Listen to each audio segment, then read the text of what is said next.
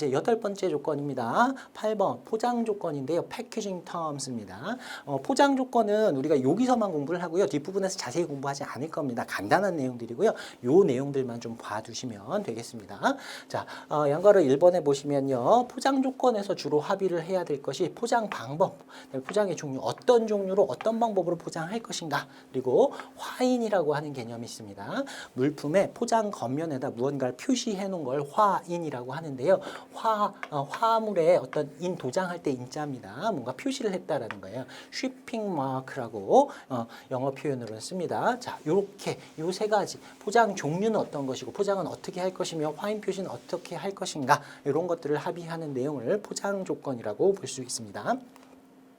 자, 양과로 이번에 보시면요. 포장 방법. 여기서 뭐 포장 방법 전체를 얘기하는 것은 아니지만 용어 세 가지를 좀 익혀두시면 좋겠습니다. 개장, 유니터리 패킹, 그리고 내장, 인테리어 패킹, 그리고 외장, 아우터 패킹 이렇게 얘기하는데요. 개장은 말 그대로 개개별 물품, 하나하나 물품 하나의 최소의 묶음으로 개별 포장하는 방법이다. 자, 콜라 예를 들어 보면요. 콜라 캔이 있죠. 네, 콜라 캔이 있는데 그 콜라 캔이 개장이라고 생각하시면 됩니다. 자, 내장은요. 그런 게 있는 경우도 있고 없는 경우도 있어요. 내장이 있는 경우도 있고 없는 경우도 있는데 이렇게 보통 6개의 콜라, 맥주 같은 걸 이렇게 식스팩으로 묶어가지고 하나 단위로 이렇게 포장을 하는 경우가 있죠. 그런 걸 내장이라고 보시면 됩니다. 이런 내장들을 또 여러 개를 묶어가지고 큰 박스 안에다가 이렇게 포장을 하면 그걸 외장 이렇게 보시면 됩니다. 외장은 최종적인 포장 방법. 그러니까 물품을 이대로 그냥 운송을 하는 거예요. 가장 최종적으로 운송하게 되는 가장 마지막의 포장이다라고 생각하시면 됩니다. 뭐 외우지 않으셔도 용어만 개장, 내장, 외장 한 번 정도 이해만 해보시면 되겠죠. 자, 그 다음에 양가로 3번에 보시면 포장을 하는 종류가 그 뭐 단위라고 얘기할 수도 있고요. 종류가 여러 가지가 있습니다. 그 중에 뭐 카툰 정도 좀 봐두시면 좋겠습니다. 보통 이제 CN 이렇게 줄여가지고 많이 얘기를 합니다. 이거 카툰을 줄여서 그냥 CN이라고 하기도 하고 카툰 넘버, 포장 번호를 CN이라고 줄여서 얘기를 하기도 하는데 보통 종이 상자, 종이로 된 상자를 카툰이라고 불러요. 박스라는 표현은 잘 안 씁니다. 종이 박스 이렇게 잘 안 쓰고요. 보통 카툰이라는 표현을 많이 씁니다.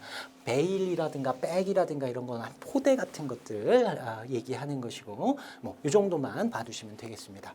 자, 그 다음에 양가로 4번에 보시면 화인 앞에서 잠깐 설명드렸지만 동그라미 1번에 보시면 포장의 외장, 맨 마지막 포장, 최종적인 포장에다가 물품을 구별하기 위해서 이게 어떤 물건인지 누구 물건인지 표시하기 위해서 뭔가를 써놓은 것, 이걸 통틀어서 그냥 화인이라고 부른다라고 보시면 되겠습니다.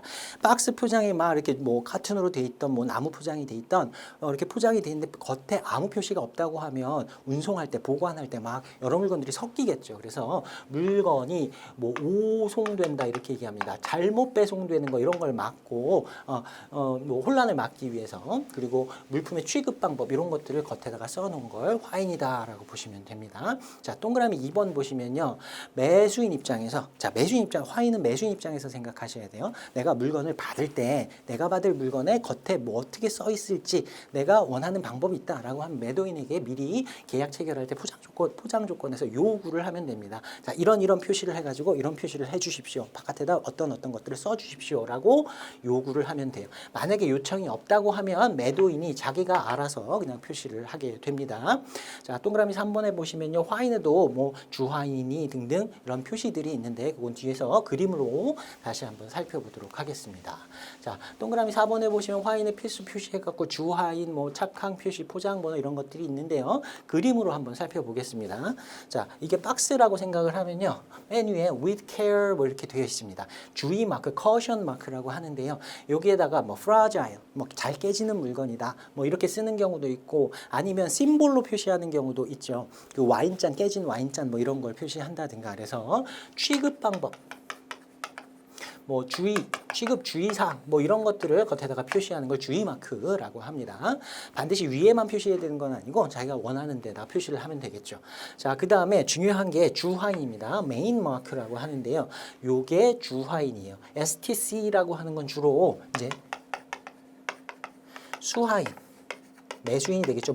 물건을 받을 사람, 수화인의 뭐 그 회사 이름을 약자 같은 걸로 보통 표시를 하는데 지금 여기 예시에서는 다이아몬드로 표시가 돼 있죠. 다이아몬드뿐만 아니라 뭐 세모라든가 뭐 네모라든가 마른 목걸이라든가 뭐 다이아몬드 표시라든가 동그라미라든가 여러 가지로 어떤 기호 같은 걸 정해주고 그 안에다가 보통 이렇게 약자로 수화인을 표시하는 거예요. 이걸 주화인이라고 합니다. 제가 지금 노란색으로 표시한 게 필수 표시, 필수 화인이라고 보시면 돼요. 필수 화인이라고 하는 건 뭐 어디 법에서 정해진 건 아닙니다. 뭐 필수 표시가 없으면 통관이 안 된다든가 이런 건 아닌데 일반적으로 상거래를 할 때 관행상 주로 표시하는 것들을 의미합니다. 주화인 주로 들어가고요. 자, 그 다음에 카운터 마크라고 합니다. 부화인 주가 아니라 여기에 이제 좀 덧붙여가지고 뭔가 화인을 더 하는 거예요. 보통 이런 심볼 바깥에다가 뭔가 약자를 하나 더 쓰는 것 이런 것들을 부화인이라고 얘기합니다. 그리고 이제 품질 마크, 품질 표시인데 퀄리티 마크 이런 것들 뭐 쉽게 생각해 보시면 우리 과일 같은 거 사면 옆면에 뭐 당도 표시가 뭐 이렇게 돼 있다거나 뭐 품질 표시라든가 크기 표시가 뭐 이렇게 돼 있다거나 이런 것들이 있죠. 그런 품질 표시 같은 것들이 돼 있는 경우도 있어요. 반드시 해야 되는 건 아니지만 있는 경우도 있습니다. 자, 그다음에 중요한 게 착항 표시, 포트 마크라고 합니다. 요건 착항, 도착할 항구, 목적지를 표시하는 거예요. 발송인이 중요한 게 아니고요. 누가 받을지 어디까지 갈지가 중요한 겁니다. 헷갈리면 안 되니까 착항 표시는 필수 표시 사항의 하나다 이렇게 보시면 되고요. 자, 그다음에 경유지 via라고 보통 표시를 많이 하는데 via 서울을 경유해서 뉴욕으로 가는 화물이다. 이런 것들이 표시가 될 수 있겠죠. 경유지가 없으면 이건 없을 수도 있어요.